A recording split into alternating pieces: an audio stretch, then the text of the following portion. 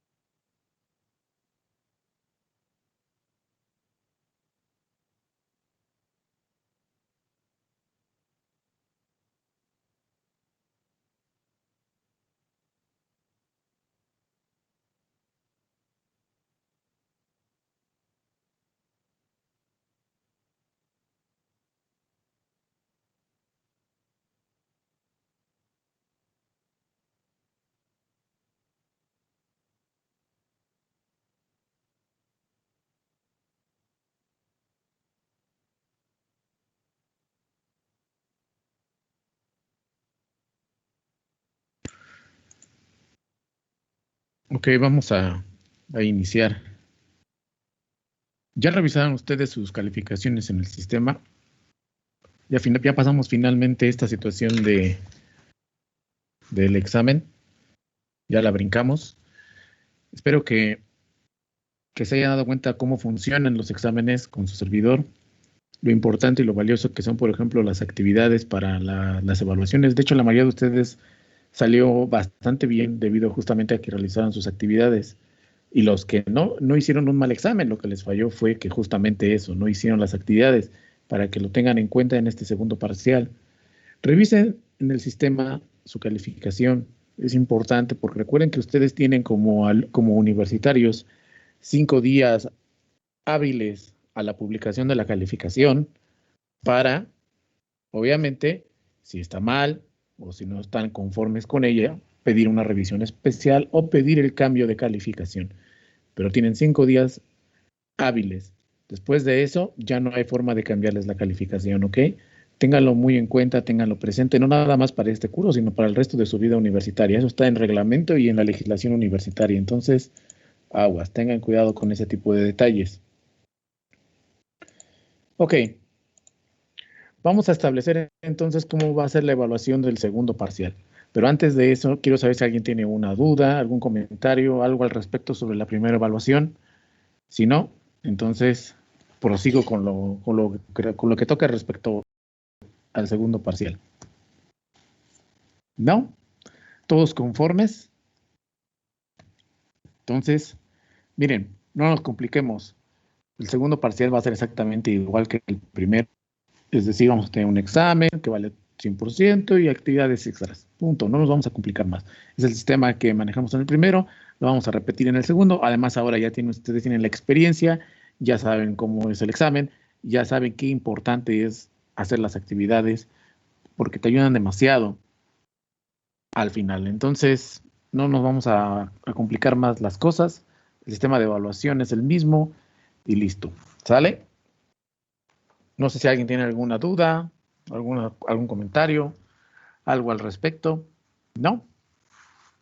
Yo sí, profe. Nada A ver, más. te escucho, Carlos. A mí bueno, a mí ya creo que más compañeros nos sobraron décimos de este. ¿Esos ya se pierden o qué les pasa? Viven en el recuerdo de algo bonito que fue. Ya no se llamaban. Te Ok. sobraron. Ni modo, ¿qué podemos hacer? Mira, más vale que sobre y no que falte, ¿no? Sí, eso sí. Entonces, pues ya ni modo. Pero yo espero que para el segundo parcial hagan exactamente lo mismo y también les sobre y podamos decir, bueno, pues incluso hasta se pasaron del 10, ¿no? El sistema solo me permite ponerles 10, pues ¿qué podemos hacer, no? Pero ni modo, ni modo, ni modo, se perdieron, ¿sale? Ok, sí. Bueno, pues si nadie tiene ninguna otra duda, vamos a comenzar. Miren, la segunda parte del curso, y tal y como también le señala su programa de estudios, tendríamos nosotros que hablar del México moderno. Eso es del 1920 para acá. El problema es que si nosotros arrancamos así, hay una brecha de tiempo que queda ahí volando, que si nada más nos ponemos a decir qué pasó de 1920 para acá, habrá muchos fenómenos que tienen su origen en esa época de lo que es el México independiente y el porfiriato y obviamente la revolución, que nos van a quedar. Voy a ocupar esta clase, nada más esta clase, para hablar muy rápidamente, así como metiéndole acelerador, a esa etapa del México independiente, todo lo que va a ser hasta el porfiriato, porque el porfiriato sí me voy a detener un poco más, y obviamente en la revolución, porque sientan las bases del México moderno. Pero esta parte del México independiente voy a tratar de hacerlo un poco rápido, son muchos años, obviamente, pasan muchas cosas en esa parte, entonces lo que vamos a hacer es ocupar esta clase para atender esa parte de la historia, para que ustedes la tengan, más que nada es para eso, para que ustedes tengan una visión de qué fue lo que ocurrió. Hay unos conceptos importantes que sí tienen que saberse, porque se los va a preguntar, pero yo también se los voy a decir, ¿ok? Entonces, eso es esta clase del día de hoy, hablar de esa etapa del México independiente, tratar de llegar hasta lo que es el inicio del porfiriato y ver qué ocurrió con esa nación que, si recuerdan la última vez que nosotros habíamos platicado, finalmente se había quitado de encima justamente a la corona española y obtenía su independencia por medio de una serie de motivos, tanto individuales como básicamente políticos, empresariales y sobre todo de gente con capital que era reacia a que se hicieran cambios estructurales en la forma en la que se gobernaba en aquel entonces, ¿sale? Para que nosotros podamos entender lo que es el México independiente, necesito que ustedes comprendan dos conceptos fundamentales de la forma de lo que es un Estado. Estamos hablando nosotros del socialismo. Los siguientes casi 60 años que va a haber tras la independencia, va a ser una discusión sobre el federalismo y el centralismo. Ustedes saben perfectamente hoy en día que nosotros somos una república federal, pero ¿alguno de ustedes sabe a qué se refiere el federalismo? ¿A qué se refiere cuando nosotros decimos que somos una república federal? ¿Alguien sabe? ¿Tiene una idea, por ejemplo, de a qué nos referimos cuando decimos que somos una república federal? ¿No? Ok, miren, es muy amplio el tema, pero yo voy a tratar de hacerlo lo más breve y sobre todo que tengan la idea más básica de lo que es el centralismo y de lo que es el federalismo. Se voy a poner con un ejemplo muy sencillo, ¿ok? Hagan de cuenta que ustedes se dedican a vender, déjenme pensarlo. Bueno, se dedican a vender maquillaje, perfumes y esas cosas, ¿no? Entonces tienen sus catálogos de Avon y van ahí en la facultad, bueno, ahorita no, cuando se podía, ofreciéndole a todas las maestras, a todas las secretarias y a todo quien pueden, oye, no quieres un perfumito, que mira, que el maquillaje, que no sé qué, que... Y ustedes están trabajando duro para ganarse su dinerito. Se juntan 1,000 pesitos de sus ventas mensuales. Llegan a su casa y su papá les pregunta, bueno, ¿y cómo te va, hija? ¿Cómo te va, hijo, con esto de la venta de la Avon, de los catálogos? Y dicen, pues bien, pues me gano 1,000 pesitos. Ah, muy bien, dice. Pues fíjate que esos 1,000 pesitos te los voy a confiscar, me los voy a llevar, porque son para el gasto de la casa. Y así es. Entonces te dice tu papá, échame los 1,000 pesitos que te ganaste, y en cambio, tú me vas a dar una lista de lo que gastas. ¿Sí? Que los pasajes, que los libros de inglés, que los de francés, que cuánto cuestan la comida en la cafetería, todo, todo, todo. ¿A cuánto ascienden tus gastos? No, pues que ascienden a qué, pues que a 300 pesos a la semana. Bueno, pues entonces de los 1,000 pesos que me diste, te tocan 300 pesos, porque eso es lo que gastas, es lo que necesitas para sobrevivir. Lo demás yo lo administro, te dice tu papá. Y pues ni modo, así es esto. Te das cuenta que cubres tus gastos, sigues ganando 1,000 pesitos, pero ¿qué crees? Pues Tú nada más recibes tus 300 porque hasta ahí es lo que gastas, entonces es lo que te dan de dinero. Y un día que vas regresando de la escuela, te encuentras con tu vecina y ella te dice, tú también vendes, pero ella no vende abón, ella vende Jafra. Entonces, te dice, yo también vendo, también me dedico a esto. ¿Cuánto ganas? No, pues 1,000 pesitos. Yo también, te dice ella. ¿Y también te confiscan tu dinero? Le pregunto, dice, no, acá en mi casa la situación es diferente. Acá en mi casa mi papá me dice, de los 1,000 pesos que tú ganas, ¿sí? De ahí me vas a dar a mí para los gastos de la casa. Es decir, para el gas, para la luz, para la comida, para las cosas de la limpieza, que ascienden a 500 pesos. O bueno, dejémonos en los mismos 300 que la otra, a 300 pesos. Entonces, de los 1,000 pesos que yo gano, te dice la otra chica, 300 pesos yo se los doy a mi papá para los gastos de la casa y los otros 700 los administro yo como quiera. Fíjense nada más. Son dos perspectivas diferentes de situaciones muy similares, pero una es el federalismo y otra es el centralismo. Si yo les preguntara a ustedes cuál les parece mucho más atractiva, cuál les parece mejor, seguramente todos pensarían en la segunda opción, en el que ustedes nada más den un porcentaje a su casa y sean capaces de administrar libremente el resto del dinero. Y suena bastante bien. Y a lo mejor todos ustedes dirían, pues sí, yo me quedo con esa visión. ¿Por qué? Porque me permite seguir quedándome con más dinero y sobre todo, tú puedes seguir incrementando tus ganancias y sigues aportando únicamente una parte. La primera forma que nosotros vimos, la del chico o la chica que tiene que entregar toda su ganancia a su papá y este nada más le da para sus gastos, es lo que se conoce nosotros, conocemos como centralismo, donde hay una autoridad que se encarga de recibir absolutamente todo lo que los estados reciben, bueno, producen más bien. Es decir, en la forma centralista, todos los estados entregan a esta autoridad central, obviamente, todo lo que se produce, absolutamente todo lo que se produce. Y luego, ¿qué hace esta autoridad? Fácil, les regresa de acuerdo a lo que ellos gastan. Claro, no te va a dar más de lo que necesitas. ¿Para qué? No es necesario. Esto del centralismo es también una forma muy de la corona española. Es muy de las monarquías absolutas el manejarse de esta forma. Por eso es que nosotros lo tenemos también acá. Bueno, lo teníamos nosotros acá. ¿Por qué? Porque nos venía obviamente de la herencia española. Esta forma de que todo va para una autoridad central, que obviamente en aquel entonces era el rey, y él dividía, ¿no? Dividía. De ahí venía esta forma. Obviamente, cuando se consigue la independencia, el tema va a ser si continuamos con esta forma llamada centralismo o si la cambiamos. La cosa es que obviamente esta manera de administrar los recursos produce una situación que se va a ver reflejada además en México a lo largo de los siguientes años, y es que muchos estados no producen gran cosa.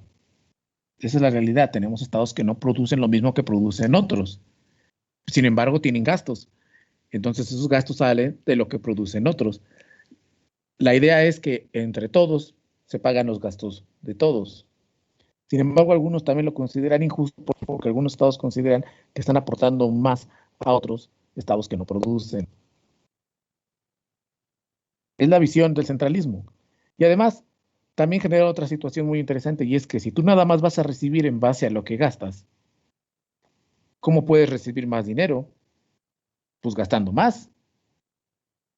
Y eso que creen es una realidad todavía presente en muchos municipios de nuestro país, que se dedican a gastar o a justificar gasto para recibir mayor cantidad de presupuesto.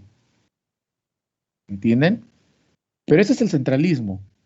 La segunda forma, que es la que les comenté, se llama federalismo, donde tenemos una autoridad federal a quien los estados le van a pagar sus gastos.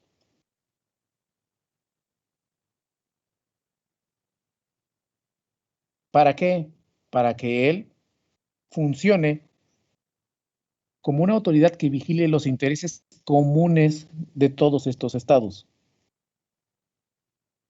Pero ellos son libres de administrar el resto de su economía. Es distinto, porque es decir, tú no tienes que entregarle todo a esa autoridad, tú nada más le entregas una parte necesaria para que él pueda cumplir con sus gastos como autoridad federal y lo demás lo administras tú como tú quieras. Te otorga una mayor independencia, ¿ok? ¿Cuál es el trabajo de una autoridad federal? El trabajo de una autoridad federal es vigilar los intereses de todos los que integran la república, la nación, en este caso, y que básicamente trata de unir a todos esos estados bajo una misma ideología. Eso es lo único que hace la autoridad federal. Y obviamente establecer la paz entre todos ellos, que haya una buena colaboración, una buena coordinación, etcétera, etcétera, etcétera. Y por eso él tiene una serie de gastos que le pagan los estados. Y cada estado administra de manera independiente cómo maneja su estado y qué hace con su dinero. Esas son las dos formas que hay. Este va a ser el pleito que vamos a tener nosotros durante los años independientes, si lo quieren ver así. Porque vamos a tener grupos que dicen que lo mejor es que seamos federales y vamos a tener grupos que dicen que lo mejor es que seamos centralistas. El federalismo y la forma de administración del federalismo es lo que va a catapultar, por ejemplo, a Estados Unidos a convertirse en una de las grandes naciones, porque sus estados, sus colonias, se van a desarrollar de una forma completamente independiente y van a poder explotar sus recursos propios. Esto va a hacer que obviamente, como siempre pasa, cuando tú ves a alguien que tiene éxito con un modelo, pues todo el mundo se lo quiere copiar. La cosa es que a diferencia de Estados Unidos, donde las colonias habían crecido de manera autosuficiente y se habían desarrollado por su propia cuenta y el federalismo era muy viable, aquí en México, sobre todo en el México de 1821, estamos viendo nosotros que había estados que literalmente estaban en pobreza absoluta y que no producían nada, producían absolutamente nada. Por eso es que algunos estados estaban a favor del centralismo. ¿Por qué? Porque si les quitas el presupuesto, el apoyo que ellos reciben, porque producen poco, pero reciben dinero gracias a que otros chambean, si tú les quitas el centralismo, entonces se van a ver en un problema gigantesco. ¿Por qué? Porque no producen lo suficiente para mantenerse a ellos mismos. Por eso es que había este conflicto muy, muy fuerte. Y viene acompañado del otro aspecto que también va a dirigir el destino de nuestro país, pero no nada más no nada más en 1821, hasta la fecha. Y estamos hablando de dos posturas, a algunos les gustan decirles clases también, que son los liberales y los conservadores. Seguramente ustedes recordarán sus clases de historia, recordarán cuando sus maestros les decían sobre liberales y sobre conservadores. A lo mejor algunos de ustedes entendían perfectamente la diferencia entre uno y otros. A lo mejor algunos de ustedes nada más los recuerdan porque se los comentaron, pero realmente no tienen claro qué es un liberal y qué es un conservador. Pero algunos historiadores mexicanos incluso han definido la historia de nuestro país como eso, como una lucha entre liberales y conservadores. Y aquí ya no les estoy hablando de historia, les estoy hablando de realidad. Hasta la fecha, la política de nuestro país sigue siendo una lucha entre liberales y conservadores. No ha cambiado, solo que se han movido de diferente manera, pero siguen estando ahí. A ver, los liberales son aquellos sujetos que traen ideas a favor de los derechos, de formas económicas obviamente libres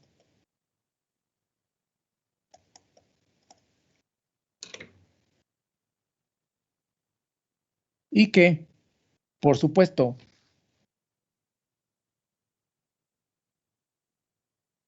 siempre van a estar a favor de tendencias ideológicas, porque pueden ser liberales de diferentes tendencias ideológicas, pero liberales a final de cuentas, pero siempre van a estar a favor de políticas y de ideologías que permitan la amplitud de derechos. Ahora, esto es en el papel. ¿Por qué? No necesariamente los liberales que nosotros tenemos en nuestro país persiguen esas situaciones. Esto es lo que los liberales hacen en la teoría, pues. Ya en la práctica es otro asunto. ¿Y el conservador quién es? Miren, el conservador es una persona que la mayoría de las veces nosotros la vamos a poder encontrar y la vamos a poder ubicar en una situación pudiente, sobresaliente y sobre todo de clase de poder. ¿Ok? Los conservadores son gente que quiere que las políticas, sean las que estén en ese momento beneficiándolo, se mantengan. Por eso se usan la palabra conservador, porque quieren que las cosas permanezcan en el estado en que se encuentran o vuelvan a ser lo que alguna vez fueron. Usualmente los grupos conservadores, les repito, son grupos de poder. Los liberales, que ahora también están en el poder, obviamente, tarde o temprano, se van a querer convertir en conservadores. ¿Por qué? Porque al ostentar el poder no van a querer perderlo. Es decir, como dijera Manuel Paino, un liberal no es más que alguien que todavía no es un conservador. Es decir, alguien que todavía no está en el poder. Y luego cuando está en el poder, se va a querer convertir en conservador. Nosotros los conservadores aquí en México, usualmente lo solemos ver como ese grupo de individuos que persiguen las mismas ideologías y políticas tendientes ¿a qué? A favorecer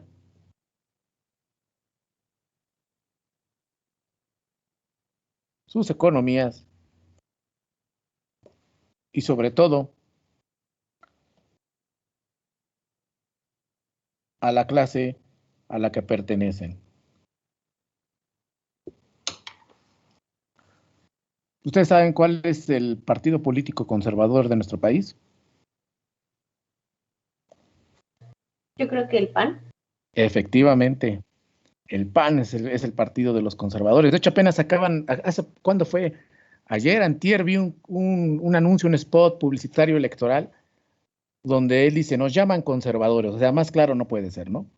No sé si lo hayan visto, donde ellos dicen que por qué los llaman conservadores y salen con un montonal de cosas que ni en el caso.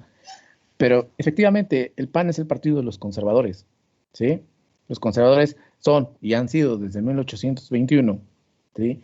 La clase que quiere que las situaciones políticas, ideológicas en el país sean las mismas que les favorecen a ellos, ¿sí? No que favorecen al país, créanme que a los conservadores lo que menos les interesa es eso, lo que les interesa a ellos, ¿sí? Como grupo.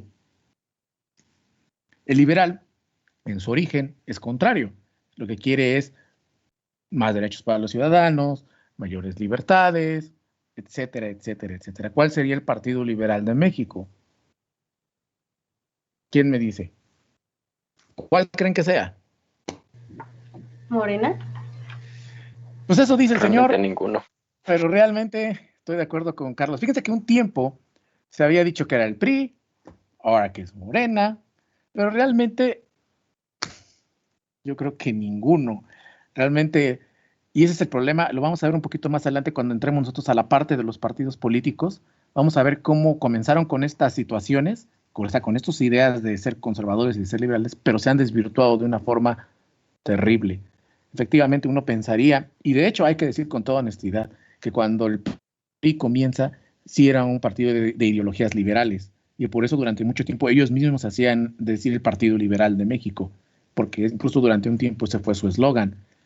Pero vamos, de eso acá ya perdió muchísimo. ¿Por qué?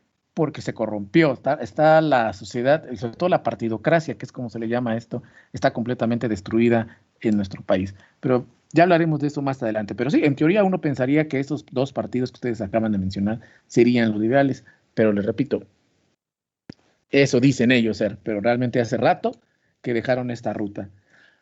¿Se acuerdan que nosotros ya hemos visto cuando hablamos de la independencia de México, que esto se logró gracias a que Iturbide y Guerrero se aliaron a cabo la independencia? Pues ahí tenemos la unión de esos dos grupos. Obviamente Vicente Guerrero representando a los liberales con todas esas ideas que traía Morelos, etcétera, etcétera, etcétera. Y obviamente a Iturbide, que era apoyado por toda la gente empresaria, por toda la gente de clase alta, por toda la gente con dinero. Es decir, ahí está, uno y otro. Y básicamente Guerrero va a ser el representante de los liberales durante los siguientes.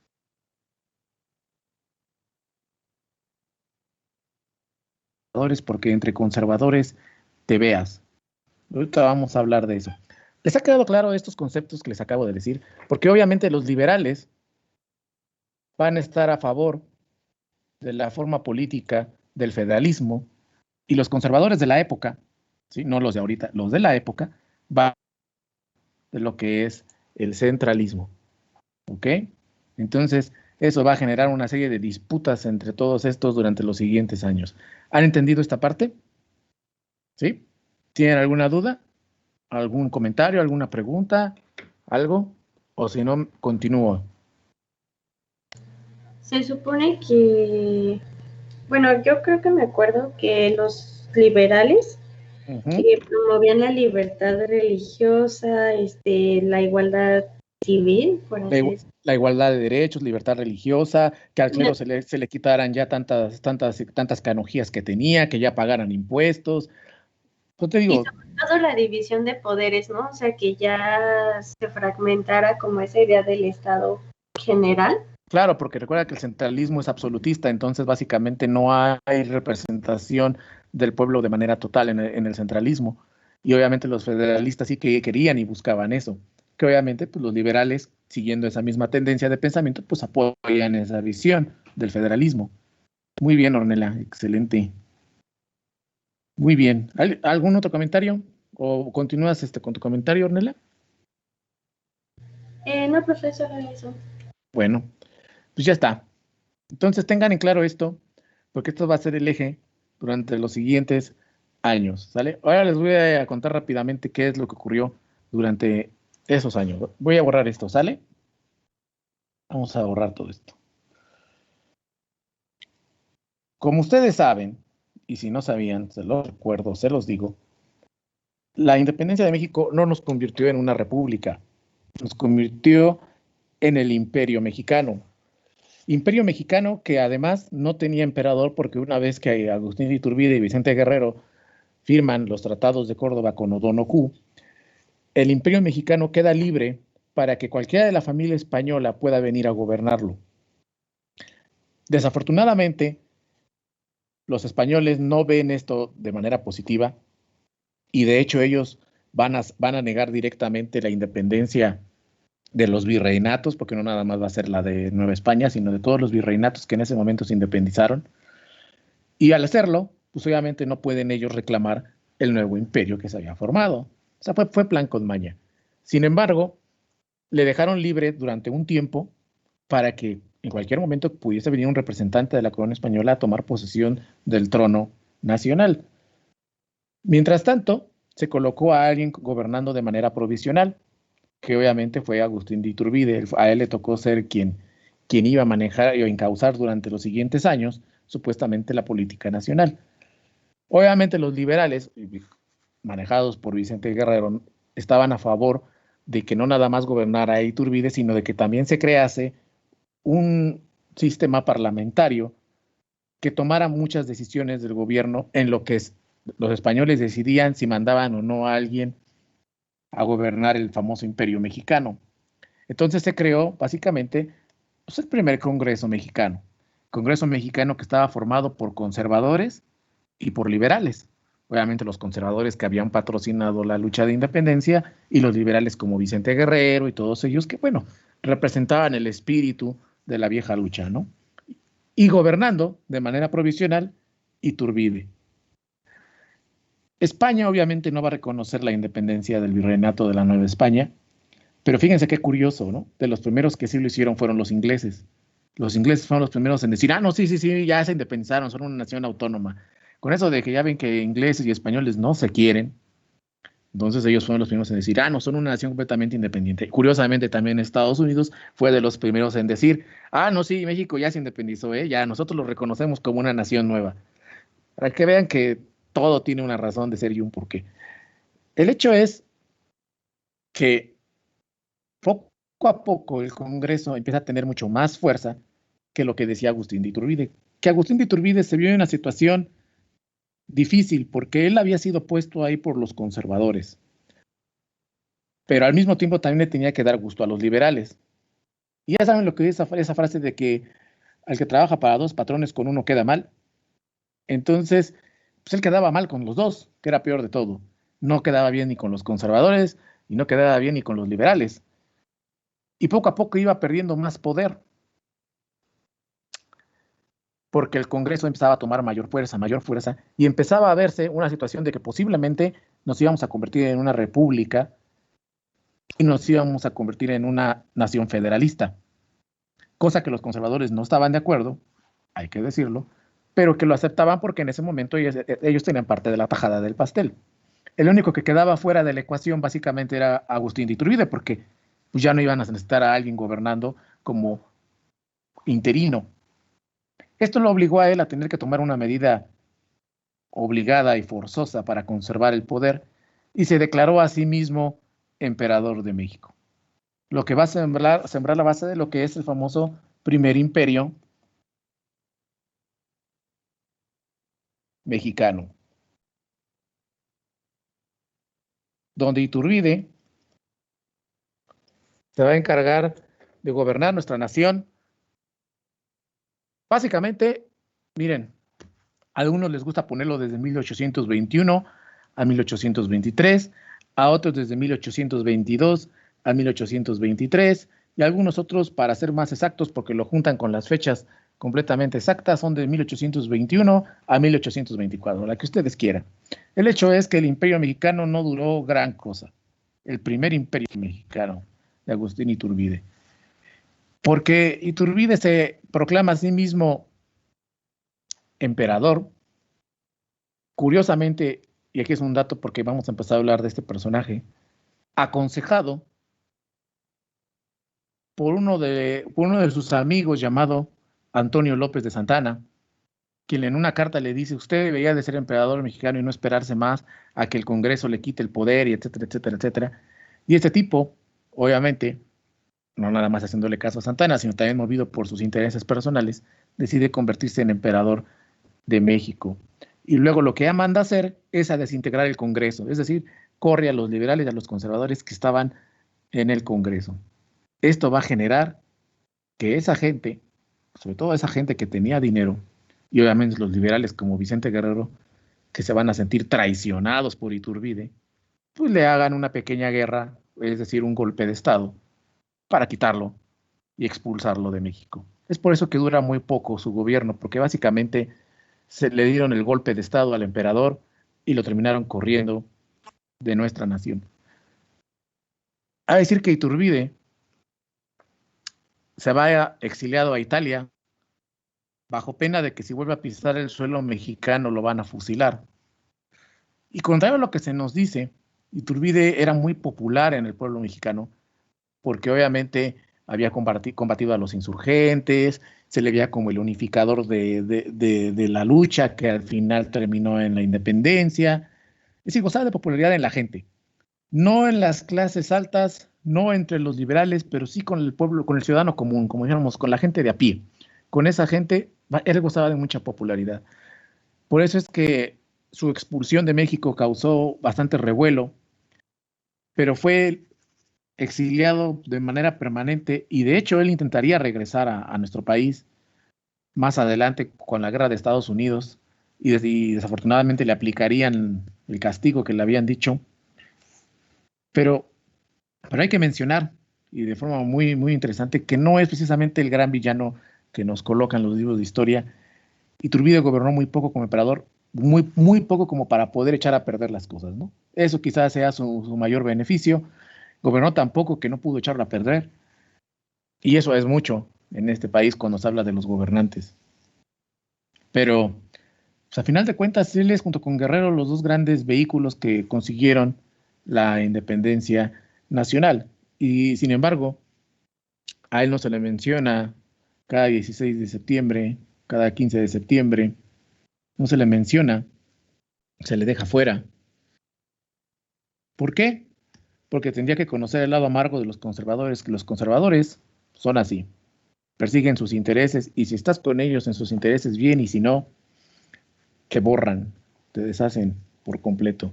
Y los conservadores le quitaron todo el apoyo e incluso ayudaron justamente a que se hiciera ese golpe de Estado contra él. Te digo, entre conservadores te veas. Y es por eso que hasta la fecha tenemos un de Iturbide. Y quizás esa es la razón también por la cual a él no se le considera como uno de los grandes padres de la patria. ¿Por qué? Porque cometió el error de proclamarse emperador de México. Entonces, estamos hablando nosotros de 1821 a 1824. Cuando finalmente termina el golpe de Estado contra Iturbide, se decide que formemos una república. Y es entonces acá cuando sí estamos hablando nosotros de la República Mexicana. Finalmente conocemos nosotros y vamos a tener la figura de gobierno y de Estado que tenemos hasta la fecha. Lo que se conoce como la República Federal Mexicana. Y la primera forma que vamos a obtener es del federalismo. Así es, nace nuestra república en 1824. ¿Se acuerdan quién fue nuestro primer presidente? Esto se los pregunto porque ya se lo deben de saber.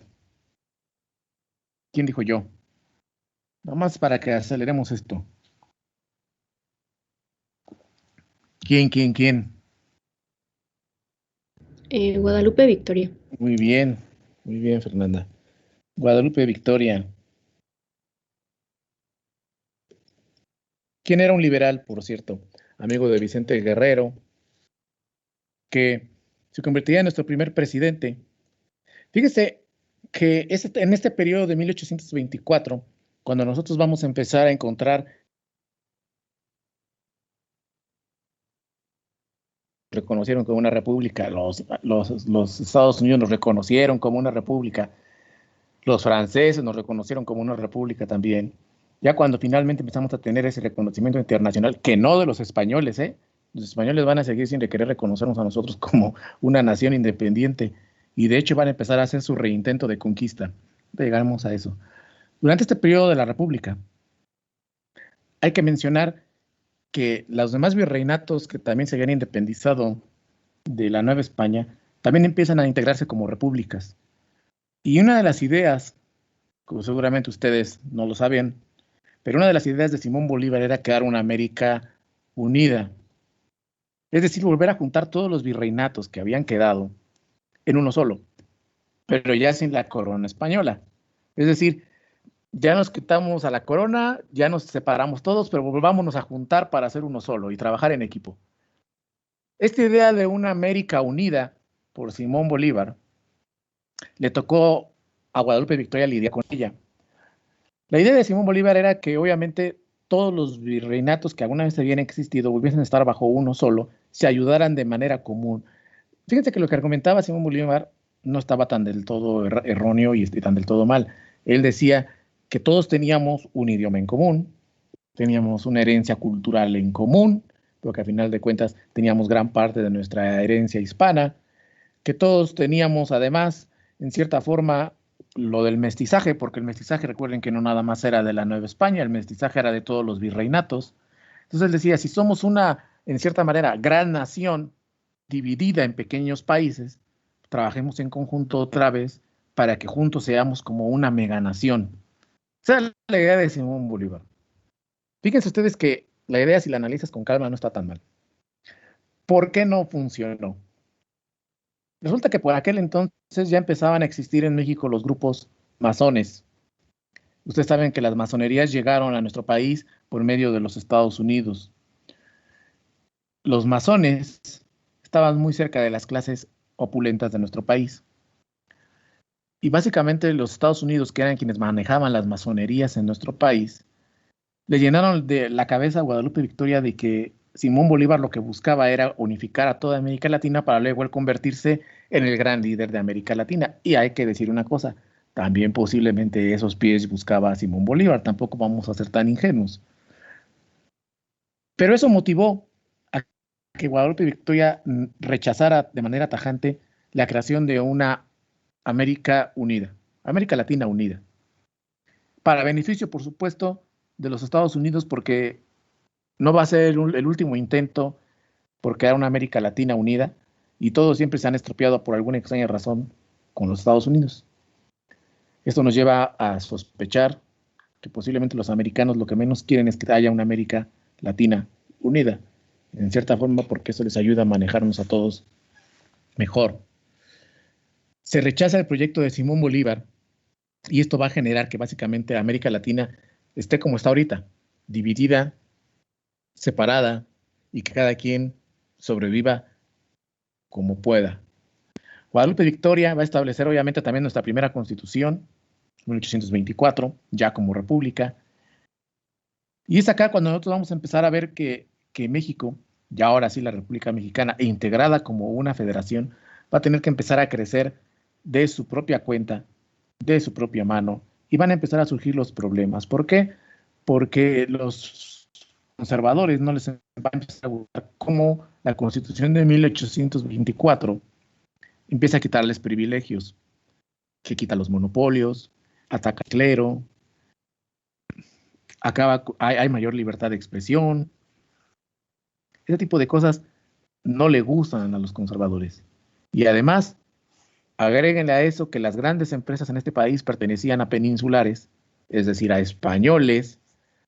Empezó a haber en México una limpia de españoles enorme, es decir, de correr a gente que tenía poder, que tenía dinero, que eran peninsulares, los empezaron a correr.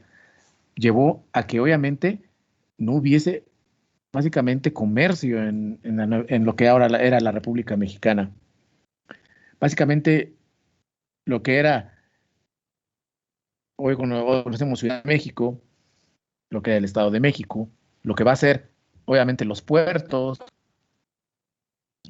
Cruz, todas esas zonas, que es donde se maneja muchísimo comercio por todo lo que entra, pues van a ser lo que mantenga al país en pie. Los conservadores y los peninsulares que aún quedaban en México van a empezar a hacer sus propias revueltas para acabar con la República. Es acá cuando toma mucha popularidad un pequeño capitán veracruzano, cuyo nombre es Antonio López de Santana, que su trabajo y su logro es ser uno de los hombres más afortunados durante su primera gran etapa como político mexicano. El tipo combatía, el tipo ponía ejército, pero le tocaba enfrentar siempre a ejércitos diezmados, a ejércitos que venían a menos, o le tocaba llegar a las batallas cuando ya estaban básicamente decididas, pero él tenía la gran capacidad de poder venderlas como victorias propias y ganarse la popularidad de la gente. Esto poco a poco va a hacer que él empiece a subir de manera política, empiece a mejorar ante los ojos de los políticos y de los ciudadanos mexicanos, y sobre todo le va a ayudar mucho cuando los españoles van a hacer un intento de reconquista y mandan desde Cuba, porque Cuba todavía seguía perteneciendo a España, una serie de barcos para tratar de atacar desde Tampico y tomar de nuevo lo que es la República Mexicana. Lo que no contaban los españoles es que en Tampico el clima es muy bravo, y cuando llegaron se infectaron, les agarraron las lluvias, se les hundieron varios barcos, muchos de ellos se enfermaron al grado de que se estaban muriendo casi de infecciones. Y en esas condiciones llegó Santana a pelear contra ellos y los encontró casi más muertos que vivos. Pelearon en el lodo, literalmente, pero ganó Antonio López de Santana, por eso se le conoce como el héroe de Tampico. Por si no lo sabían, también es otra forma en que se le llama el héroe de Tampico. Y obviamente se vendió su victoria como si hubiese ganado al gran ejército, cuando en realidad los españoles estaban vencidos solos por las infecciones. Pero ese tipo de eventos lo catapultaron a él de una manera muy importante, que llegó a convertirse en presidente de México, y ahí les va el dato. 11 veces. Fue presidente de México 11 veces. O sea, algunos trabajos pueden hacerlo una vez. Él lo fue 11. Y la cosa con Santana es que tenía el don de ser un gran político. Fíjense, incluso se hizo un autogolpe de Estado. Fíjense nada más, se hizo un autogolpe de Estado. El tipo sabía leer muy bien cómo funcionaba la vida independiente de México y cómo los conservadores y los liberales se peleaban entre ellos por el poder. Y él a veces era liberal, y a veces era conservador, y a veces volvía a ser liberal, y a veces volvía a ser conservador. Y de pronto, cuando veía que las cosas se ponían gravísimas, él mismo decía, bueno, pues fíjense que estoy muy enfermo, me voy a mi hacienda, ahí le dejo al vicepresidente el changarro, y yo me olvido. Le estallaba el problema político y social al vicepresidente. Santana decía, bueno, pues yo cuando se lo dejé estaba todo bien.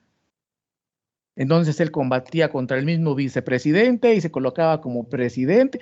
Es decir, era un tipo muy hábil como político. Como político.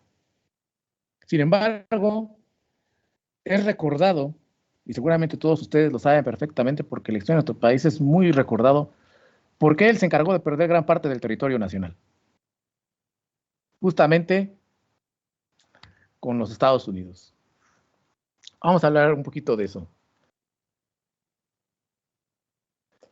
De la guerra contra los Estados Unidos.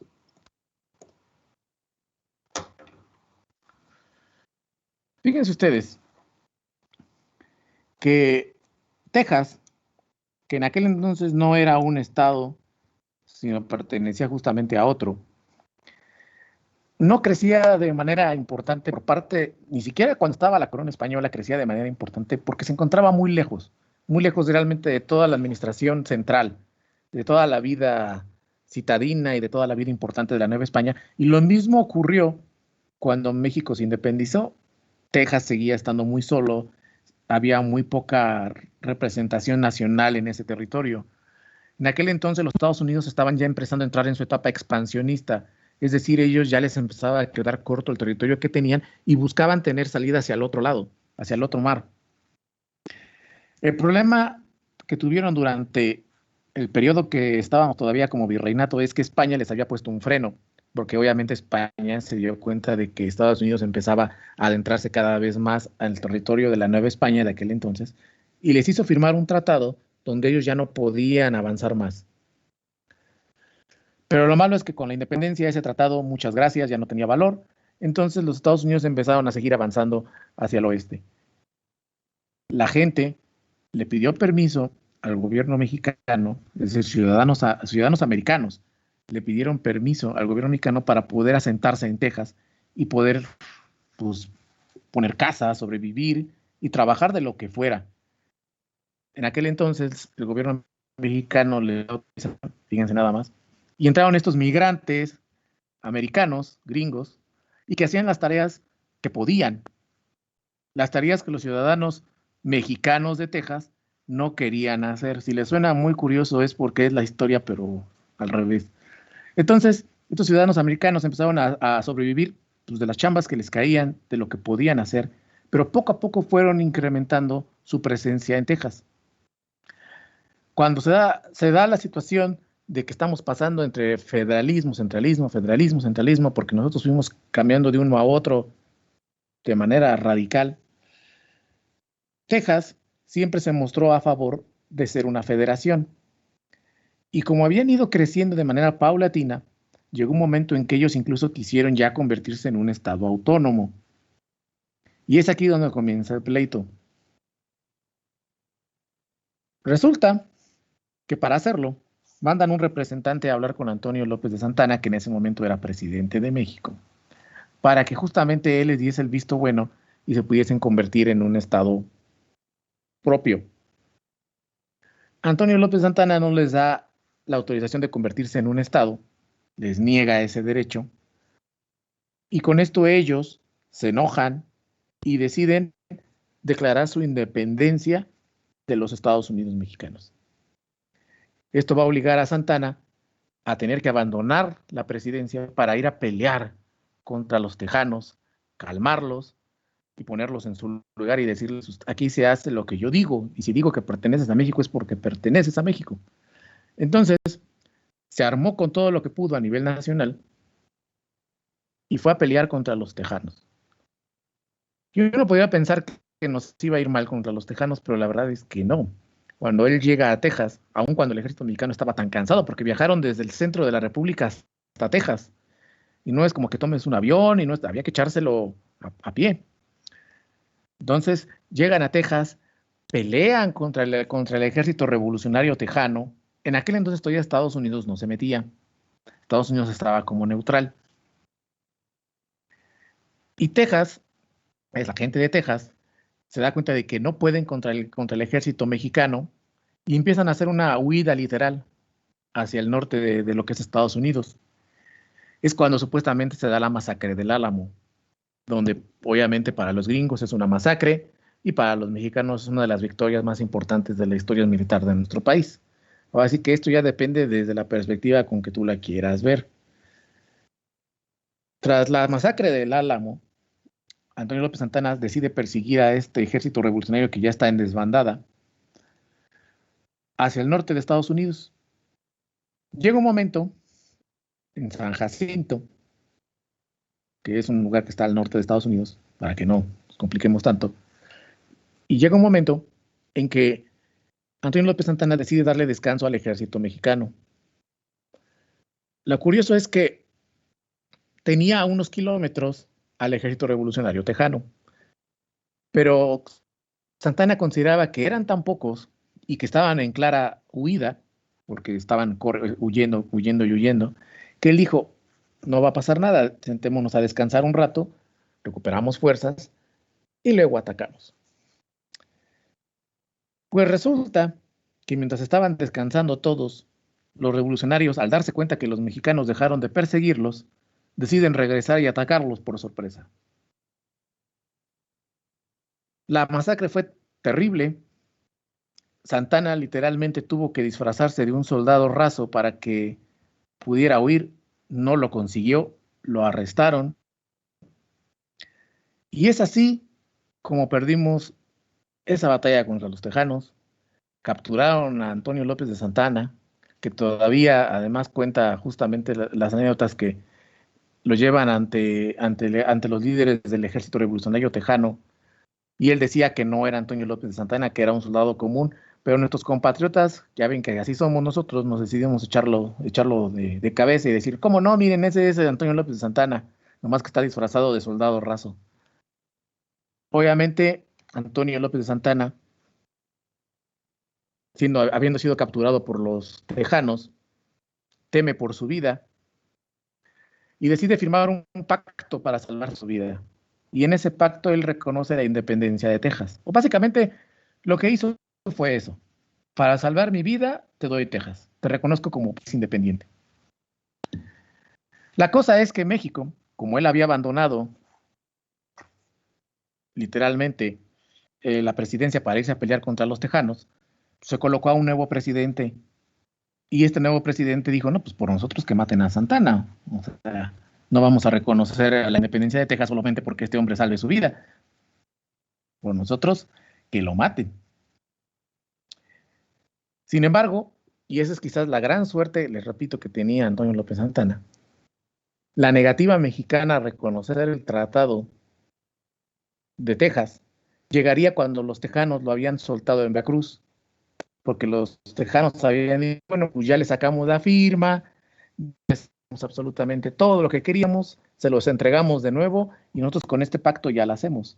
Pero para ese momento Santana ya andaba en Veracruz. Y para cuando le llegan los tejanos el comunicado de que no vamos a reconocer el tratado de Antonio López Santana, pues ya lo habían soltado. Desafortunadamente para los tejanos. Esa es la primera parte de la historia. La segunda parte de la historia viene años después, porque Santana, después de haber sido soltado, decide regresar a su vida privada y olvidarse de cualquier intento político del país. En realidad se sentía tan avergonzado porque había perdido la batalla de San Jacinto de manera tan ridícula porque se quedó dormido, que se escondió de la vida pública durante un tiempo. Durante los siguientes años vamos a seguir teniendo cambios de gobierno. Uno, cambian otro, cambian otro. Y finalmente regresa Antonio López de Santana al poder por parte de los conservadores. Y es ahí, con ese regreso de Santana al poder, que los tejanos dicen, qué curioso que ya regresaste.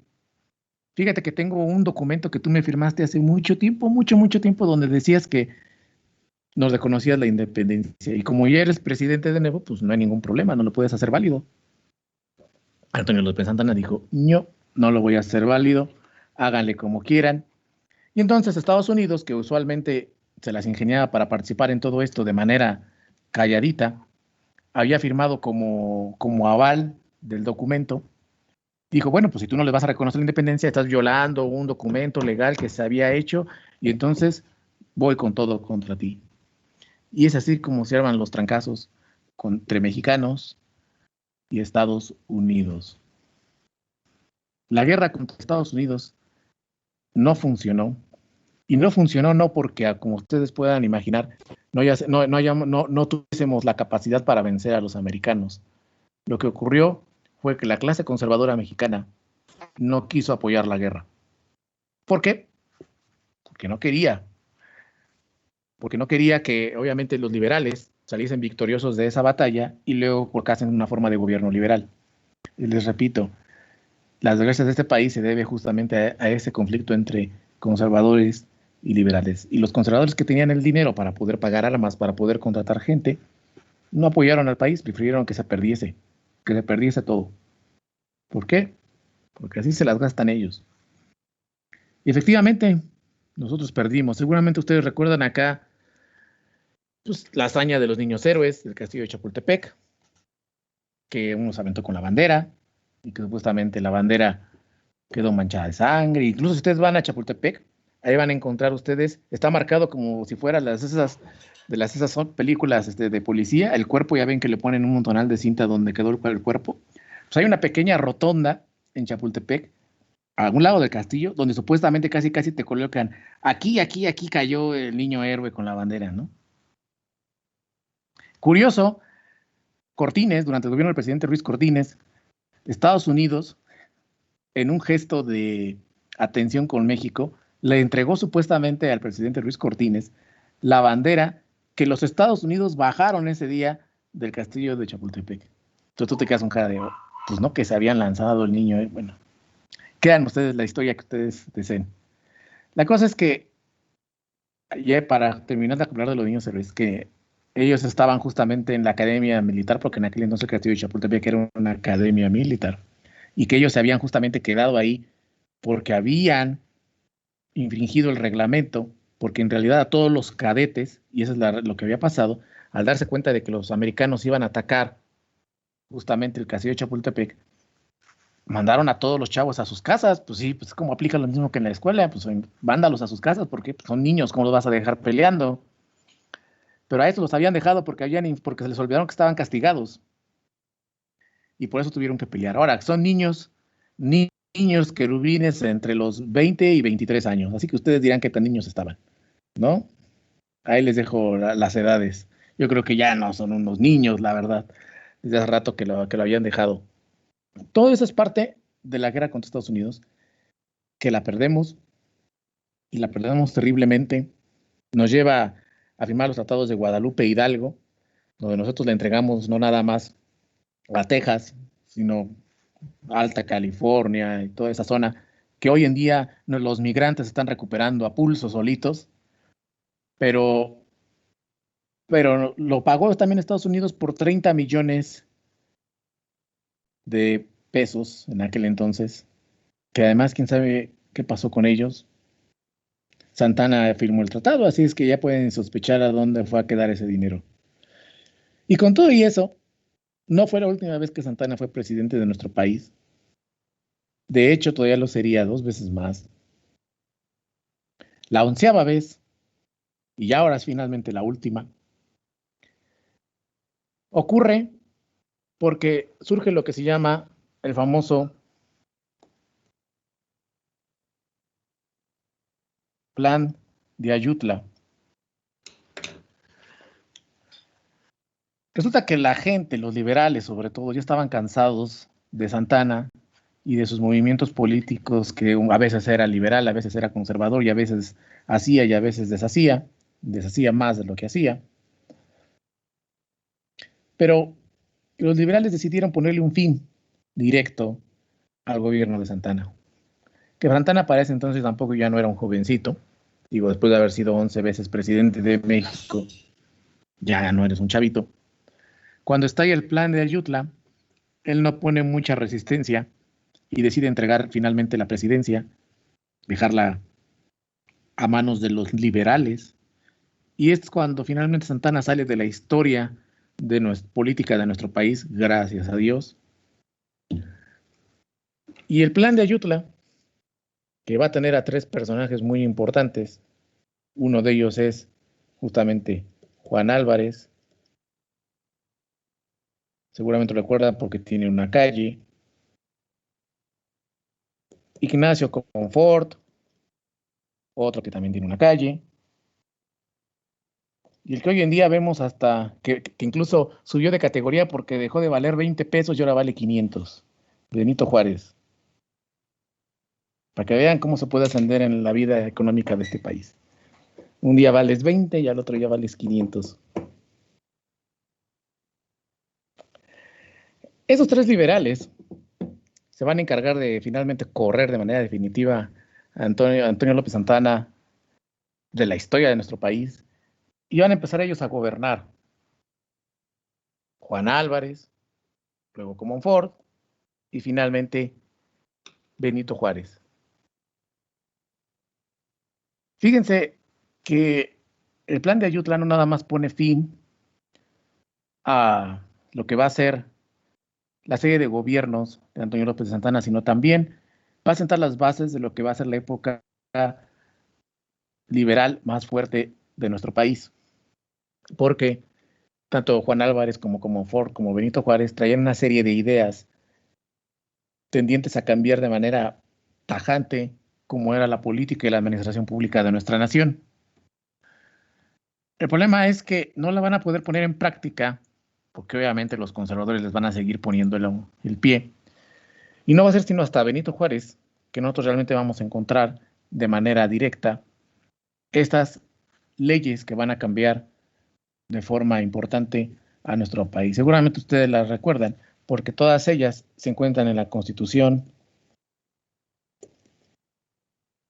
de 1857. ¿Sale? La Constitución del 57 va a establecer un montonal de cambios muy interesantes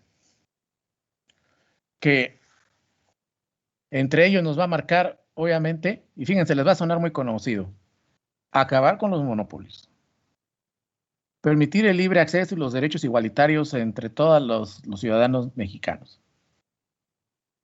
el libre acceso al ejército por parte de todos los ciudadanos mexicanos, quitarle bienes eclesiásticos a la iglesia y que paguen impuestos, separar las funciones de la iglesia de la vida política y gubernamental, porque antes el registro, fíjense que incluso hasta de los nacimientos y de los matrimonios lo llevaba el clero, no lo llevaba el gobierno. Entonces Benito Juárez lo que decía, no, eso le tiene que competir al Estado, no a la religión.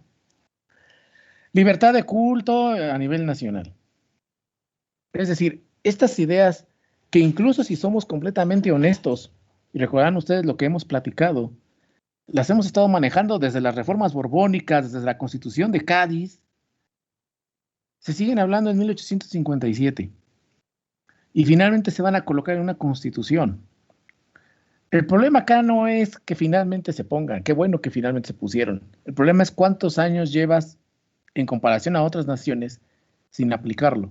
Porque estamos hablando que ya en Europa ya había monarquías libres, completamente diferentes, y nosotros todavía seguíamos durante todos estos años de México independiente que estuvimos pasando de un sistema político y gubernamental y económico a otro, donde entre todos se golpeaban y entre todos se quitaban el poder, porque ahora quítate tú para que vaya yo y cosas así, que fue un desastre, hay que decirlo completamente, hasta 1857 fue un desastre. ¿Cuántos años perdiste en comparación con otras naciones? Finalmente, Benito Juárez, con la Constitución de 1857, va a empezar a establecer una serie de lineamientos liberales totales para tratar de cambiar la forma en que se administra y se gobierna en México. ¿Cuál va a ser el problema? Que a los conservadores no les va a gustar eso. No, pues ¿cómo te va a gustar si te ataca directamente a todo lo que te mantiene en el poder? Los monopolios, si pertenecías al clero, pues te daba en toda la torre, la Constitución del 57, te iban a quitar hasta bienes y hasta impuestos ibas a tener que pagar. Y aparte de todo, ya le estaban dando a los mexicanos la oportunidad de creer en lo que quieran, ya no era obligatorio la religión católica. Entonces, imagínense ustedes nada más esto. Esto va a generar que los conservadores a Benito Juárez, en lo que se conoce como la guerra de, ¿quién dijo yo? Reforma. Eso, vientos. Eso ya se lo saben, nada más lo estamos recapitulando, para eso se los estoy dando. Obvio, los conservadores no van a querer que esa constitución tenga vigencia y van a hacerle la guerra a Benito Juárez. ¿A qué nivel llegaron? Si ustedes quieren saber a qué nivel llegaron, los padres vendían los terrenos que tenía la iglesia para poder comprar armas para el ejército conservador. Imagínense nada más, estamos hablando de gente de Cristo, que supuestamente se les dice, comprando armas para matar gente. A ese nivel estaban las cosas. Compraban armas para que justamente el ejército conservador pudiese hacerle frente al ejército de Benito Juárez. Y en esas andanzas también estaban buscando ellos poder colocar un gobernante completamente diferente a Benito Juárez. Estamos hablando nosotros de que es cuando justamente van ellos a Europa a tratar de buscar a alguien pueda gobernar México. Alguien como a ellos les gusta. Alguien de sus ideas centralistas, absolutistas, que esté a favor de la religión, que esté a favor de los monopolios, de que las clases altas deben seguir siendo las que conserven el poder. Es decir, esas tradiciones tan bellas que tienen los conservadores, bueno, pues eso buscaban en Europa. Y es acá cuando ustedes seguramente conocen y entran en acción un tal Maximiliano.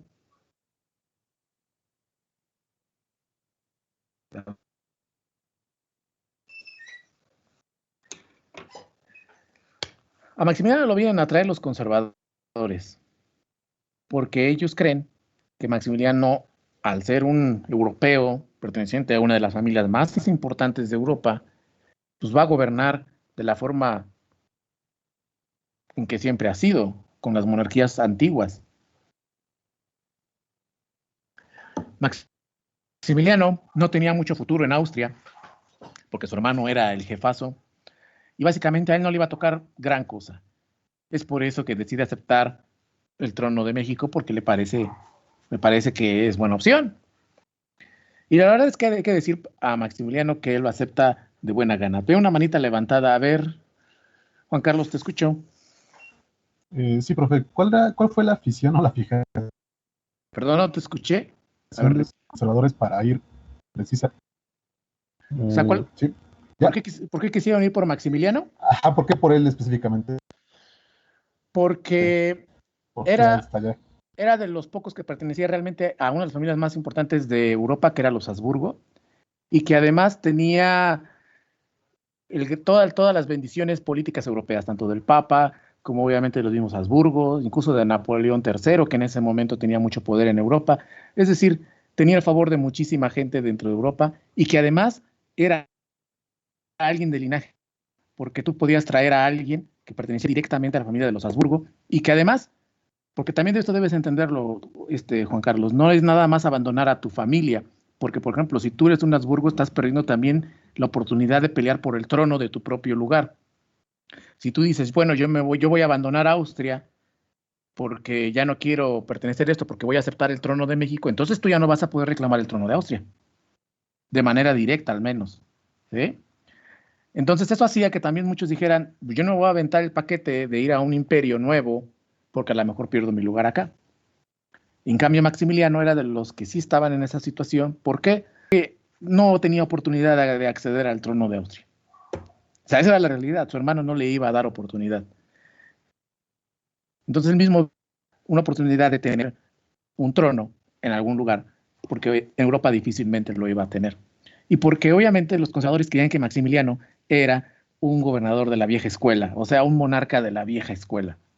Esto también te habla un poco de lo desconectado que estaba la clase conservadora mexicana, porque obviamente ya para ese entonces las monarquías en Europa ya eran monarquías liberales.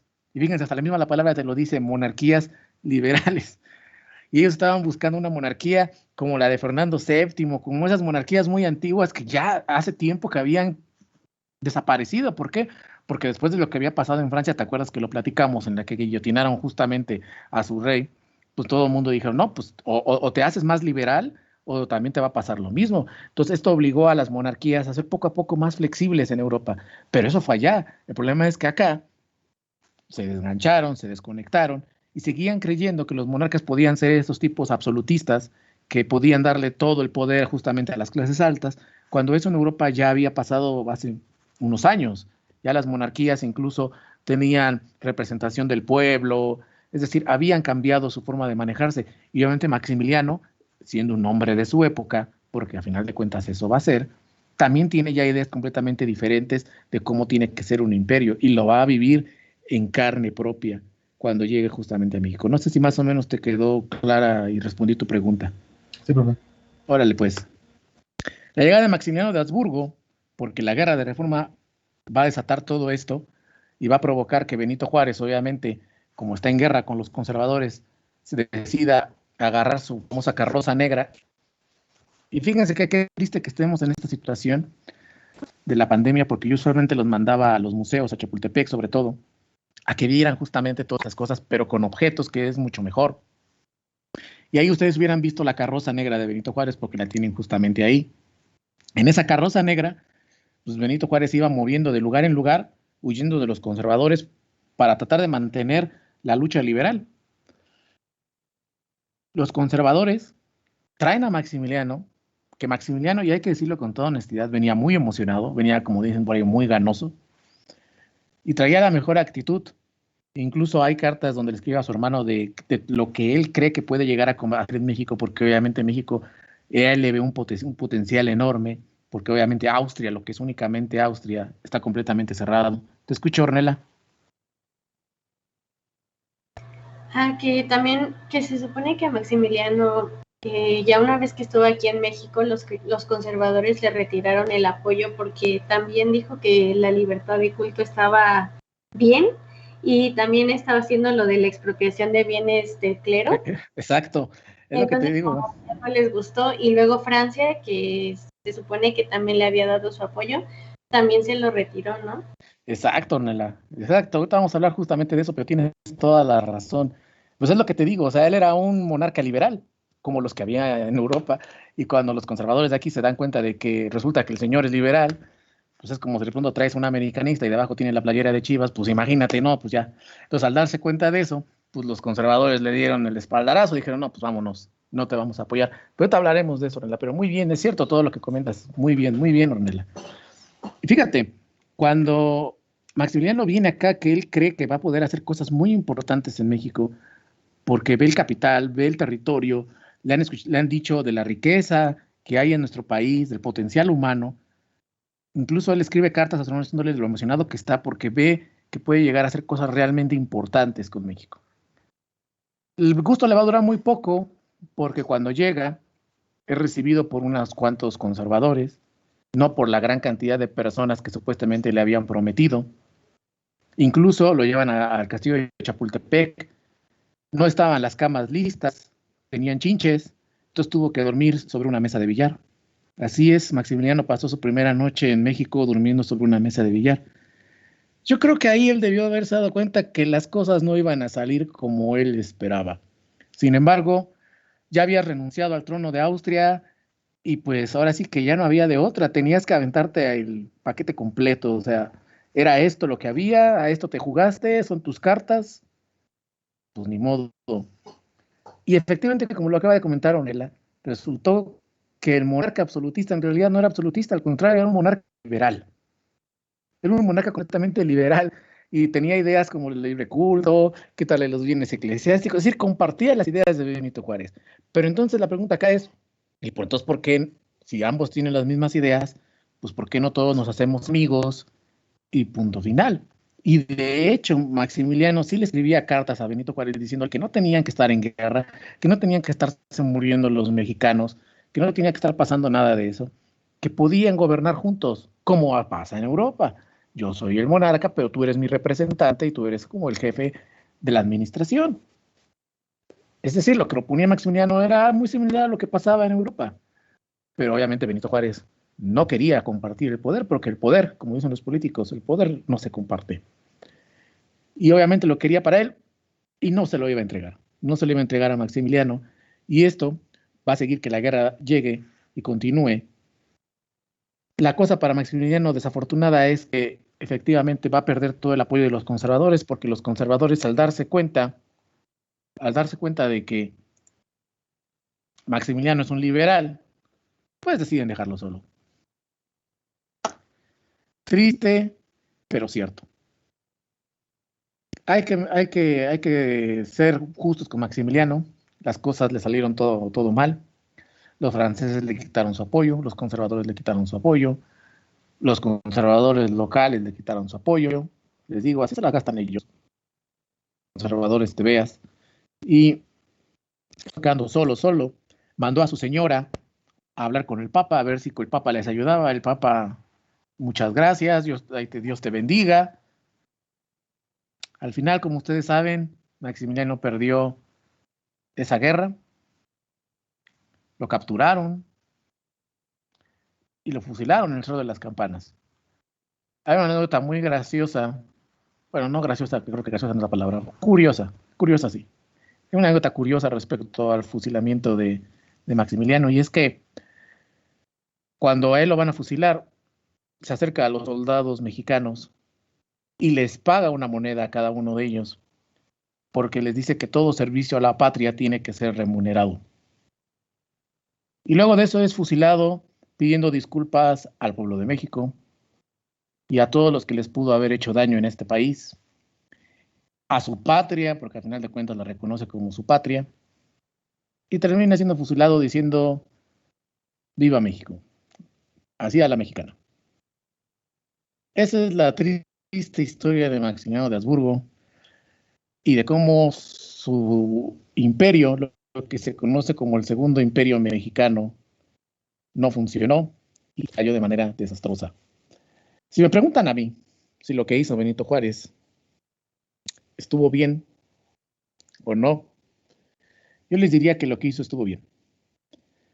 Suena muy triste la historia de Maximiliano y es un caso, la verdad, muy triste. Pero tú tenías que mandar un mensaje al resto del mundo. Y el mensaje que mandó Benito Juárez al fusilar a Maximiliano, miren que le mandaron cartas diciéndole que no lo fusilara, que le perdonara la vida, que jamás iba a regresar, etc. El mensaje que tú le mandas al resto del mundo es que tú no puedes unir a México y querer meter un monarca y un rey. En México se es soberano. En México se manda solo y en México ningún extranjero va a venir a querer gobernar. Ese fue el mensaje de aquel entonces. Y era un mensaje que tenía que darse. Y era un mensaje que tenía que llegar a lo más profundo de todas las naciones que tenían intereses políticos y territoriales con México. Entonces, creo que es un caso triste, pero es un caso necesario.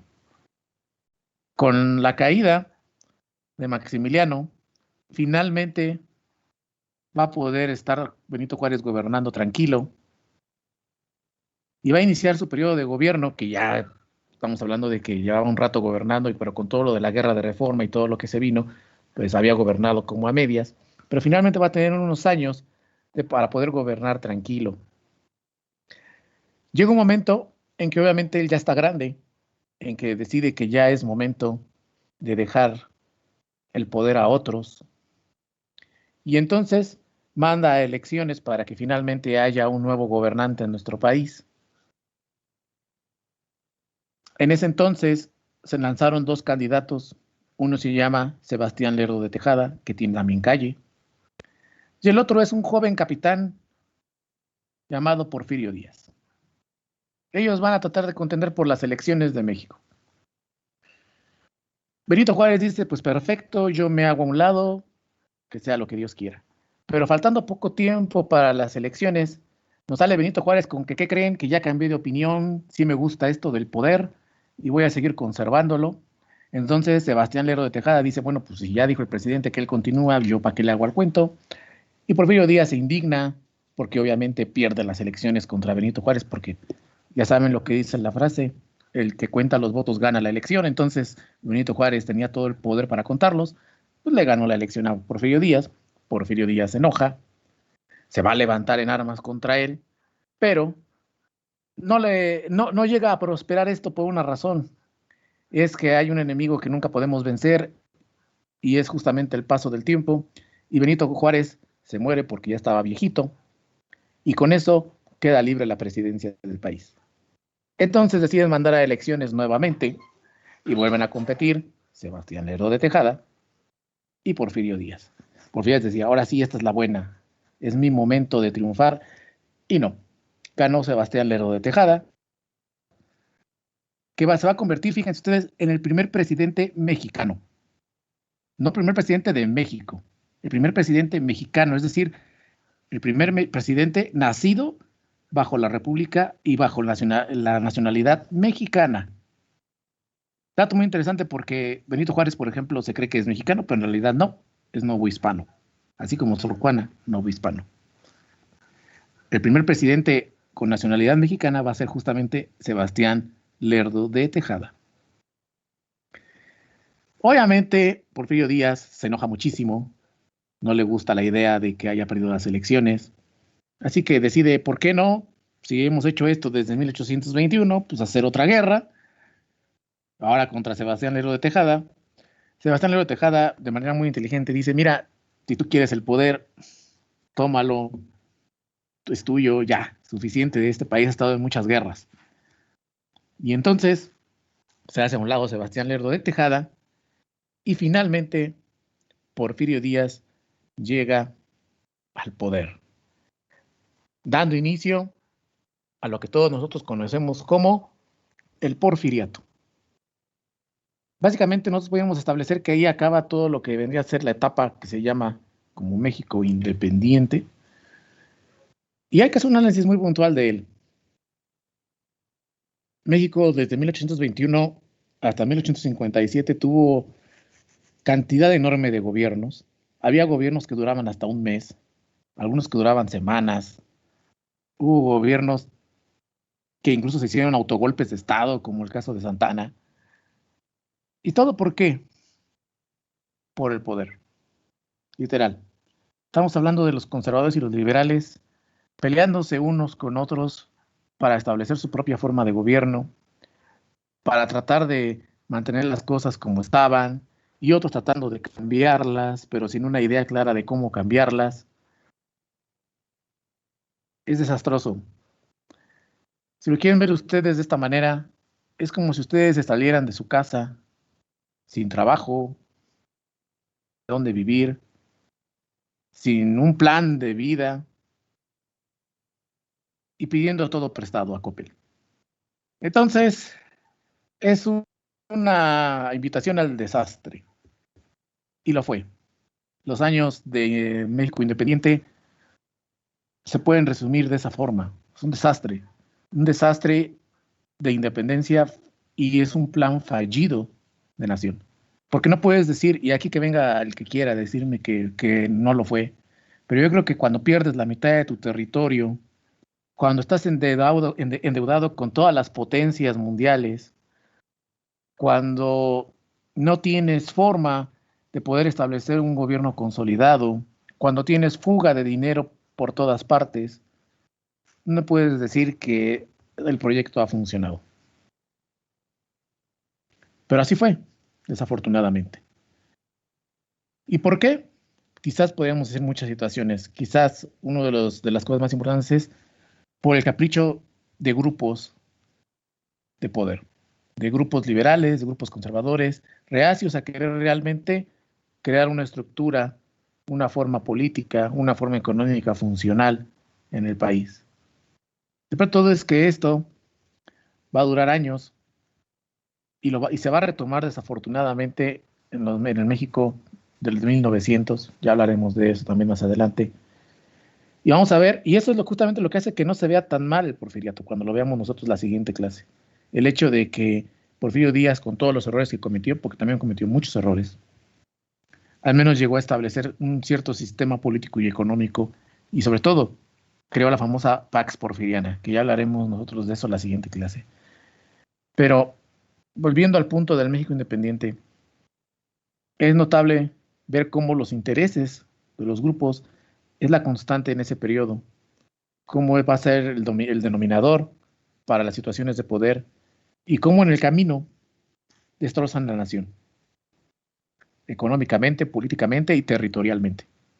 Les digo, el que haya Santana gobernado durante 11 veces, donde incluso a él lo iban a buscar a su hacienda allá en Manga del Clavo para que fuese presidente de México, tanto liberales como conservadores lo iban a buscar, te habla mucho de las ideologías de la gente, de la forma de ver la política de los ciudadanos de aquel entonces y de la visión que tenían como país para todos los que habitaban. Lo malo de eso es los recursos perdidos, el territorio perdido y el tiempo perdido, porque eso no se recupera. Se hizo la independencia para evitar que la Constitución de Cádiz, que tenía estas reformas, ¿se acuerdan? De quitarle privilegios al clero, de acabar con los monopolios, no entrara en vigor. Y al final, de todos modos, entró en vigor en 1857. Entonces, te hace sentir como que el tiempo que hubo en medio es tiempo perdido. En fin, hasta aquí esta pequeña reflexión sobre lo que ha sido el México independiente. Se los conté muy rápido porque, les repito, el curso comienza a partir de lo que es el porfiriato en adelante. Ahora sí, pero tenían que tener este pequeño antecedente rápido de cómo fue la vida del México independiente. ¿Por qué? Porque al final de cuentas esto no lo puedes borrar. Es un antecedente, te lo quedas y tienes que vivir con él. Y va a sentar también gran parte de la visión política que desafortunadamente todavía continúa gobernando el día de hoy. No sé si tengan alguna duda, algún comentario, alguna cosa que quieran compartir respecto a la clase que hemos visto el día de hoy. Los escucho. Por cierto, la novela que nos está recomendando justamente Juan Carlos es muy buena. Léanla, es un clásico de Fernando del Paso. Noticias del Imperio. Es una excelente novela. Yo tuve el gusto de leerla. Entonces, y hay otro libro que también habla justamente sobre las últimas horas de Maximiliano. Se los traigo a la siguiente clase para que lo vean. Y uno muy interesante para los que toman francés o para los que van para francés, sobre la cultura francesa en México durante el periodo justamente de lo que ha sido el México independiente. También les puede resultar muy, muy interesante. Se los traigo a la siguiente clase para que ustedes los vean y los puedan conseguir y los puedan leer si es que les interesa saber un poquito más del tema. Pues no sé si tengan alguna duda, algún comentario, algo que quieran compartir. Los escucho. ¿No? Yo he visto que A ver, Carlos. Que ya he visto que la música de banda a lo mejor salió por Maximiliano, por los instrumentos que trajo, como eran europeos, así el corno, bueno, ahorita no me acuerdo los nombres, pero que sí que estos se trajeron durante su época. Ya ves que, sobre todo, mira, lo que se asocia mucho a Maximiliano, y es uno de los significados pero te lo iba a dejar en una lectura, pero bueno, pues ya te voy a spoilear. Es el mariachi, que supuestamente el mariachi tiene muchos orígenes en nuestra cultura popular. Algunos señalan que incluso desde la época de la Nueva España, el mariachi, pero una de las versiones que comentan sobre el origen del mariachi es justamente con Maximiliano de Habsburgo, que viene de la palabra matrimonio, que tú sabes que tiene una forma de decirse muy similar en francés, y justamente viene de ahí. Esa es la idea, sobre todo, por ejemplo, del origen del mariachi. La cosa con la banda, nosotros la vamos a encontrar en el norte con las migraciones europeas, pero sobre todo con las migraciones polacas y alemanas que se van a dar en el norte del país, que son los que van a traer justamente todo ese tipo de sonido. De hecho, si tú escuchas las famosas polcas, vas a encontrar una gran similitud con la música de banda, porque tiene mucha de la influencia justamente de ese grupo del sector de Europa, de los alemanes y de los polacos, que llegan a migrar hacia el norte del país. ¿Ok? Pues no sé, muchas gracias por tu participación, Carlos. No sé si alguien más quiera decirnos algo. ¿No? Yo, Va. profe. A ver, vas. Pues yo, ahorita que estamos hablando de Maximiliano, me acuerdo que vi un video de una chava que se fue de intercambio a Austria y cómo los austriacos todavía tienen eso muy presente porque ella menciona que le decían, ay, ustedes mataron a Maximiliano, y que cada austriaco que se encontraba le decía, no, pues yo soy mexicana, le reclamaba eso y pues hasta ahorita estoy viendo como por qué viene todo esto y pues es chistoso que ellos sigan recordando a Maximiliano así. Sí, mira, es que a final de cuentas para ellos sí fue algo muy fuerte, porque estamos hablando de una de sus dinastías más importantes. Y entonces para ellos les mataste a un integrante de su representación y no lo van a olvidar, ¿eh? No lo van a olvidar nunca, créeme. Primero Ornella y luego Carlos, porque Ornella había levantado primero la mano. Te escucho, Ornella. Que así como menciona mi compañera, sí es cierto que lo tienen muy presente. Cuando fuimos de mochilazo pasamos por allí, pero también tienen muy, o sea, la bandera de México está en las calles también, como que lo tienen en un concepto bueno, y tienen el penacho de Moctezuma en el Museo de Ciencias. En el museo. Ajá, y te dejan entrar a verlo si llevas tu pasaporte de mexicano gratis. Que no nos lo quieren regresar, ¿eh? Y mira que hemos hecho un montón de solicitudes para que nos lo devuelvan. Creo que querían darles la carroza, ¿no? O la carroza. No hicieron. No, pues no, pues ellos sí, nosotros tenemos un montonal de esas carrozas, pero penachos, ¿cuántos tienes? A ver. Y ya yo dije, ya sería el colmo que no nos dejaran entrar a verlo gratis. Sí, no, sería el colmo. No, ojalá no regresaran el penacho, pero mira, la verdad es que no lo van a hacer. Pues fue un regalo que le hicieron los conservadores justamente al gobierno de Austria. Ni modo, ¿qué podemos hacer? Carlos, te escucho. Sí, ahorita con el comentario que hizo mi compañera Daniela, me acordé que he tenido dos maestros franceses, o sea, que sí viven de Francia,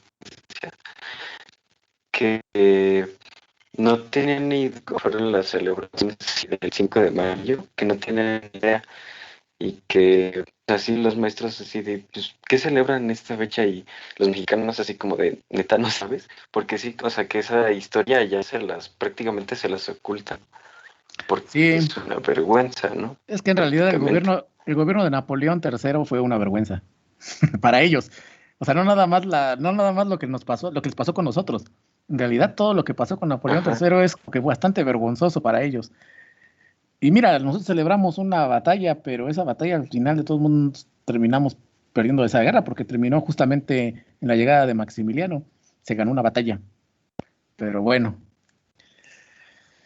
¿qué te digo? Efectivamente, ellos les ocultan muchas cosas. Y fíjate que eso es algo muy común en los países. Por ejemplo, en Alemania ya ves que lo de la Segunda Guerra Mundial está muy fuerte. No puedes estar comentando abiertamente sobre Hitler, sobre el nazismo, sobre lo que fue la cuestión de los judíos allá, porque te metes en broncas. Es algo que tienen los países, tapar ciertos aspectos de su historia porque los consideran vergonzosos o los consideran denigrantes, no nada más para ellos, sino para el resto del mundo. Quizás ahí sería interesante ver qué es precisamente lo que el gobierno de Francia considera molesto de esa derrota de la batalla de Puebla, ¿no? Queda ahí quizás eso como interesante, saber qué perspectiva tienen ellos. Pues para nosotros es una celebración porque es una batalla que se le ganó justamente al imperio de Napoleón III y que obviamente a nivel de Estados Unidos es el Día de los Latinos, ¿no? Porque en Estados Unidos creen que el 5 de mayo es el Día de los Latinos. Tengo otra manita levantada. A ver, Aldo. Sí, profe, le quería preguntar, por ejemplo, ahorita que nos dijo de lo de Maximiliano, pues que fue como que Benito Juárez como que mandó ese mensaje, ¿no? Pero mi pregunta es de que si usted cree que en el tema, por ejemplo, económico y político del país, en realidad fue como, bueno, o sea, desde su opinión, si fue algo bueno, porque pues al final de cuentas, como nos dijo al principio, pues un liberal es alguien que todavía no ha llegado al poder, Entonces, pues, No, por lo que he ajá. visto, pues, Benito Juárez se supone que era como, Liberal. pues, de clase baja, ¿no? Y al final de cuentas, cuando llegó al poder, pues, no hizo así como, para ayudar a la clase baja ni nada bueno, digamos. Mira, nuestro presidente hoy es muy fanático de Benito Juárez, tú lo sabes perfectamente. Pero mira, y lo endiosa a un nivel que no es correcto desde mi punto de vista, porque al final de cuentas Benito Juárez hizo cosas interesantes, como las leyes de reforma, toda esta situación de la Constitución del 57, que era necesaria, que te estoy diciendo, la venimos arrastrando desde antes, porque estos temas no es él el primero en hablarlo, ya se hablaban antes, pero finalmente él lo pone en una ley que va a desatar toda una guerra y todo lo de Maximiliano, si quieres, pero al final de cuentas lo hizo. Pero al final le pasa exactamente lo que te comento. Una vez que llega al poder ya no lo quiso soltar, ya no lo quiso soltar y se reelegía y se obsesionó con el poder, es decir, traicionó la misma esencia liberal, aunque no lo quiera reconocer nuestro jefe supremo, traicionó la esencia liberal. Eso no se hace, supuestamente desde una perspectiva liberal, porque al final, les digo, los liberales una vez que llegan al poder se convierten en conservadores, porque es la regla. O sea, ¿quién quiere perder el poder? Nadie. Una vez que lo pruebas, no lo quieres perder. Y eso fue lo que le pasó a él. Es lo mismo que le va a pasar a Porfirio Díaz cuando veamos el porfiriato, porque es parte de la naturaleza humana. Tiene frases muy buenas, pues usted reconoce la frase más célebre de Benito Juárez, ¿no? Pero también tiene otra que casi nadie comenta de él, ¿no? Que él dice, justicia para mis amigos, para los demás la ley, ¿no? Por ejemplo, esa es una frase de Benito Juárez, diciéndote también un poco cómo era. En fin, si me preguntas a mí si económicamente lo de Maximiliano y su fusilamiento cambió algo, yo creo que ganó mucho crédito México como país soberano, porque realmente México después de la guerra contra Estados Unidos se veía como un país endeble que podía ser controlado y incluso también es una de las tantas razones por las cuales Napoleón III apoya que Maximiliano llegue a México, porque él ve una oportunidad de poder luego él colocarse ahí, no directamente, sino a final de cuentas los franceses, porque México había quedado muy diezmado y muy golpeado políticamente, económicamente después de lo de Estados Unidos. Entonces, gana respeto, si lo quieren ver de esa manera, gana mucho en su soberanía. Ambos compartían los ideales liberales y en el modelo económico no va a ser gran cambio. Si me preguntas a mí, el verdadero cambio va a venir con Porfirio Díaz, que él tiene una política económica completamente diferente. Ya hablaremos justamente de la política económica que utiliza Porfirio Díaz.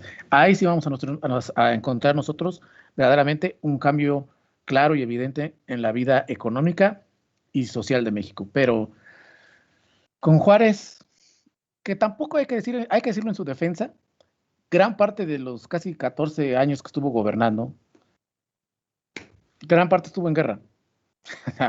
En la guerra de reforma, contra Juárez, o sea, contra los franceses, contra Maximiliano, o sea, tampoco es como que pudiese tener con qué gobernar, ¿no?